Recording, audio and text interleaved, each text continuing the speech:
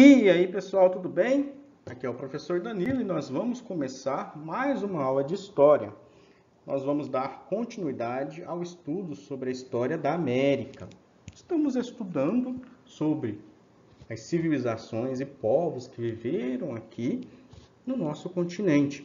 Nas semanas anteriores, nós já estudamos sobre as civilizações astecas e maias. Hoje nós vamos estudar sobre os incas. Então, vou trazer alguns pontos interessantes para vocês refletirem. Vou deixar um texto de apoio, uns exercícios de compreensão. Belezinha? Tranquilo? Quero começar trazendo um texto para vocês. Peço que vocês acompanhem comigo a leitura do texto e vou mostrar para vocês a localização do Império Inca. O texto ele vai dizer o seguinte: o Império Inca desenvolveu-se na América do Sul. A América do Sul é o continente onde nós vivemos, né? Muitas pessoas chamam, muitos geógrafos chamam de continente, outros geógrafos chamam de subcontinente, outro geógrafo vai dizer que é América, não é América do Sul. Mas não está errado. Então, este império desenvolveu-se na América do Sul, nas encostas das Cordilheiras dos Andes. Nós vimos sobre as Cordilheiras dos Andes quando estudamos sobre o relevo. Em terras que hoje compreendem o Peru, a Colômbia e o Equador, e o oeste da Bolívia, e o norte do Chile e da Argentina. Então, foi um império com um território muito grande, que vai ali desde o sul, aqui no mapa, ó. Aqui Chile e a Bolívia fica mais ou menos aqui, né? Chile, Bolívia e Argentina. Vai pegar parte aqui do Peru, Equador e vai terminar ali na Colômbia. Então foi um império com um território muito grande. Ele, segundo historiadores, esse império surgiu ali em 1438, né? Ou 1471, foi o período ali, eles colocaram um período, porque não há uma definição muito concreta, e começou a se desagregar, né? Entrou em extinção ali no início do século XV, podemos dizer, início ali do século XV, ali, provavelmente em 1533. Então, ele surgiu, segundo alguns historiadores, entre 1438 e 1471 e entrou em extinção, ou começou a entrar em extinção, ali no início do século XV, provavelmente em 1533, com a chegada dos espanhóis, que começou a dizimar, a destruir este império, para poder ocupar ou, para alguns, invadir os seus territórios. Tranquilo até aqui? Vamos dar continuidade. Como que era a organização social dos Incas?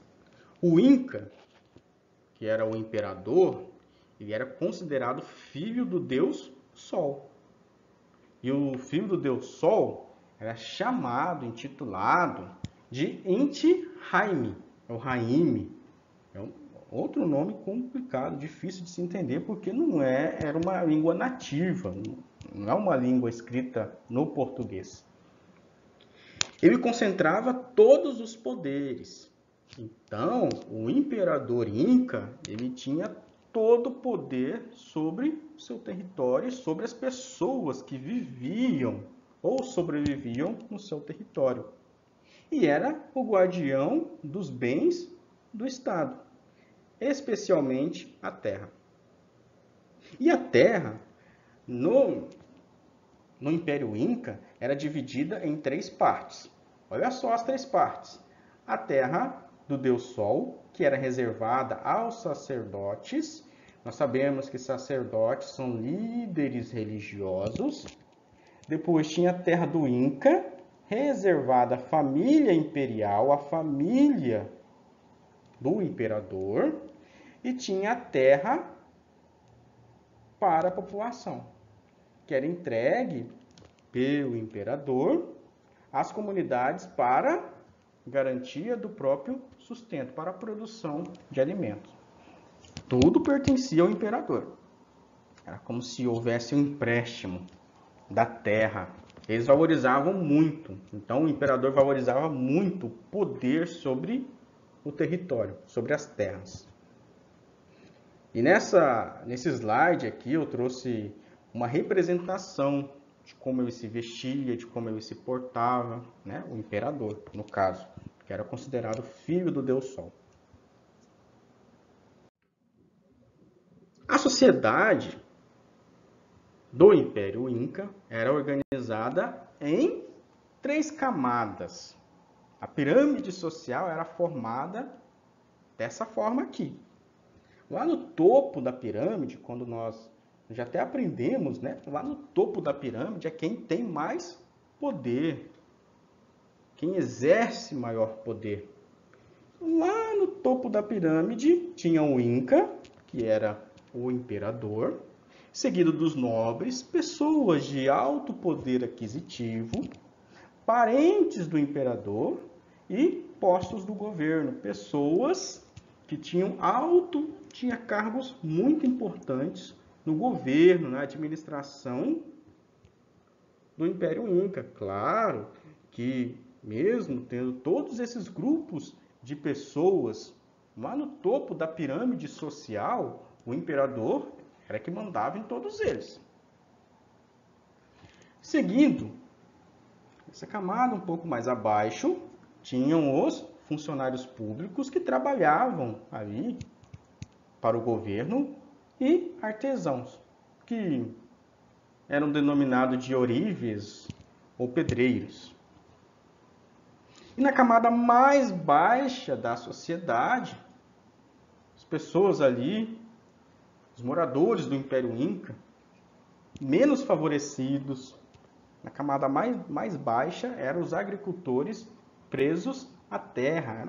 Então, por exemplo, se você não era funcionário público, nem artesão, nem nobres, nem parentes do imperador, nem pessoas dos postos de governo, o que me sobrava era ser agricultor e trabalhar nas terras do Inca, do imperador Inca.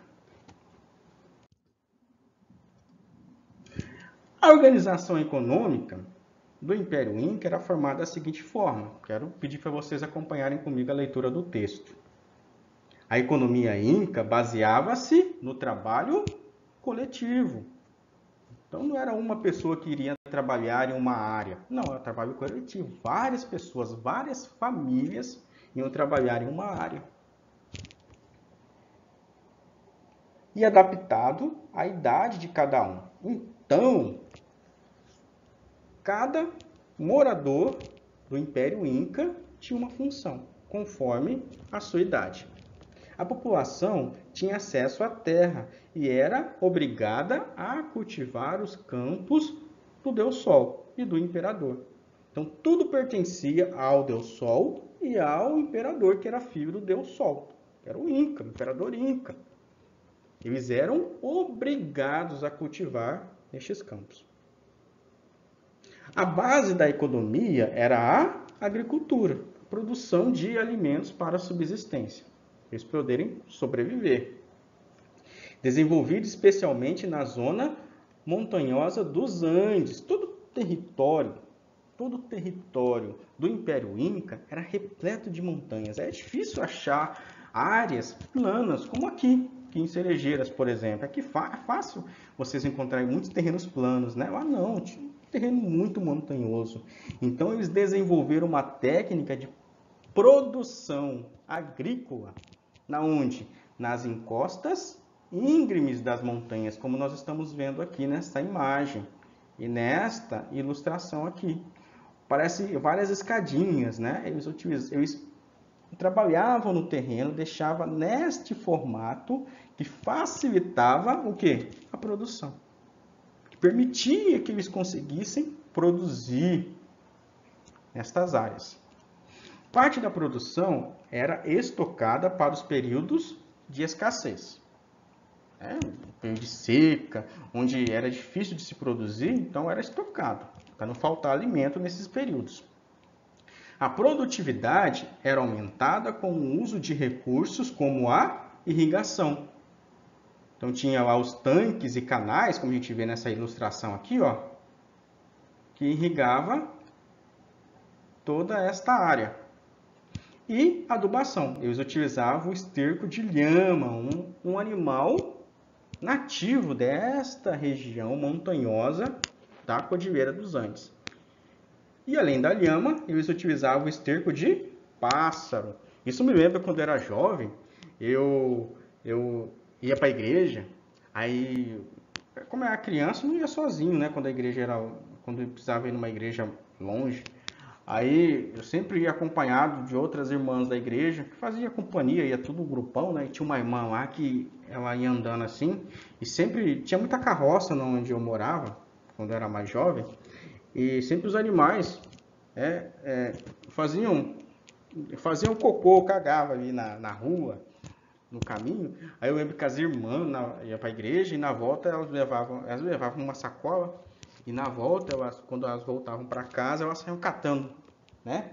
O esterco ali, né? O cocô, as fezes dos cavalos, porque elas utilizavam como esterco nas plantas.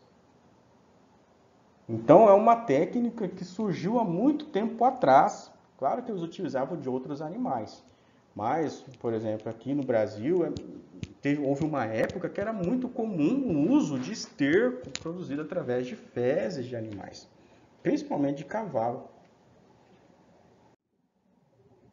Aí eu quero mostrar algumas construções incas, né? Algumas características. Os incas, eles desenvolveram algumas técnicas de engenharia, como a construção de estradas, pontes e túneis, como a gente vê aqui nas imagens, né?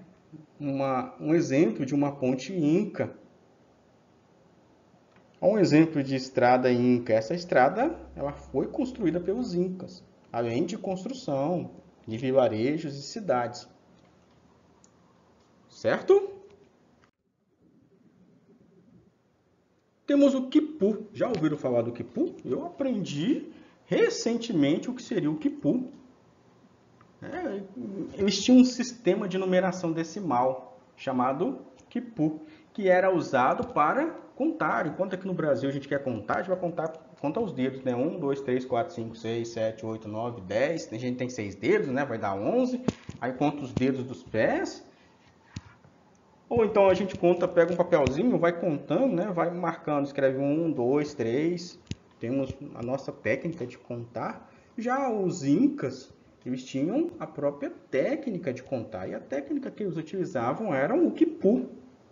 As informações eram registradas em cordões de tamanhos diferentes, com diversos nós presos a um cordão principal. Utilizavam-se de ervas e faziam as sangrias. Era a forma como eles construíam, faziam o quipu, né? Para fazer, utilizavam algumas ervas, que são folhas, né? E faziam sangrias. Eu juro para vocês que eu pesquisei como que ocorria esse processo de produção do quipu utilizando sangrias e é difícil achar o significado ou a forma de produção do quipu através de sangria na internet, nem no livro didático tem essa informação. Quem encontrar, manda para mim, me informe, que eu vou ficar muito agradecido. Nós estamos aqui para aprender. Eu estou aqui para aprender com vocês, vocês estão aqui para aprender comigo. Ok? Belezinha?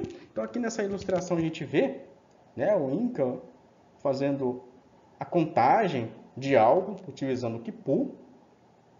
Aqui é uma foto de um quipu real, né, que foi guardado em um museu. Nesta imagem nós vemos Machu Picchu, que é um dos conjuntos arquitetônicos mais famosos do Império Inca. É situado em umas regiões mais inacessíveis dos Andes, então para chegar aí é muito difícil. Então, muitos brasileiros, quando querem ir conhecer o Machu Picchu, vai até Rio Branco, capital do Acre, lá pega um ônibus, vai até uma cidade que eu vou mostrar daqui a pouco para vocês, que chama Cusco, no Peru, e lá faz uma viagem, contrata uma agência de turismo, vai por conta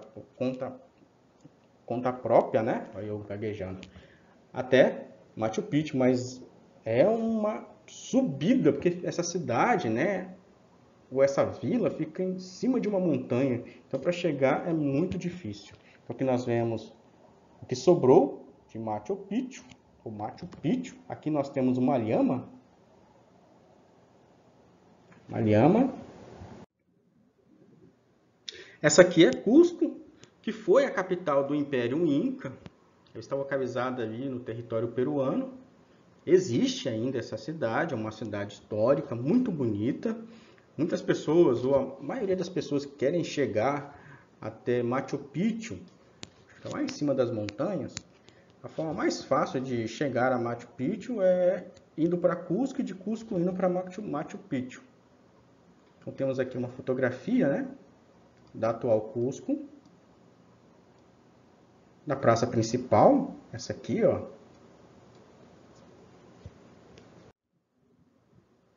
E para finalizar, quero falar sobre a religiosidade no Império Inca. Segundo o texto, eles adoravam diversos deuses, associados aos elementos da natureza, principalmente a chuva, a terra, sol e lua. As divindades, com atitude semelhante às humanas, recebiam oferendas, inclusive sacrifícios humanos. Se eu não me engano, acho que vocês se lembram, quando nós estudamos sobre o Império Azteca e Maia, eu falei que na religiosidade eles também ofereciam sacrifícios humanos como a prática religiosa. No caso, os incas também ofereciam o sacrifício humano. E todo favor que eles recebiam dos deuses, todas as bênçãos deveriam ser retribuídos, talvez com alguma oração ou sacrifício. O deus Sol, para os incas, era chamado de Inti. Esse aqui, ó, o deus Sol. O Deus supremo deles, o Deus supremo dos incas, que tinha todo o poder, né, o principal Deus, que para eles era chamado de Pai Inti, era chamado de Viracocha. Acho que é assim que se produz. É esse aqui, o Deus supremo deles. E aqui eu coloquei, só para a gente complementar, né, o Deus da Lua. Vocês podem acessar a internet, sei que, porque assim, se eu for colocar aqui todos os deuses, a aula vai ficar muito grande. Vocês podem acessar o Google, por exemplo, colocar lá os deuses, os antigos deuses dos Incas, ou os deuses do Império Inca. Vai aparecer uma lista apresentando todos os deuses. Convido vocês a não se prenderem somente à videoaula, ao texto de apoio. Vocês têm a liberdade de estudar também, fazendo pesquisa na internet e adquirindo mais informações e conhecimento. Ok? Então, eu agradeço por vocês terem ficado até aqui. Obrigado mesmo. Qualquer dúvida, entre em contato com o professor, que eu estou aqui para ajudar vocês. Sempre presente e até a próxima. Feliz Natal!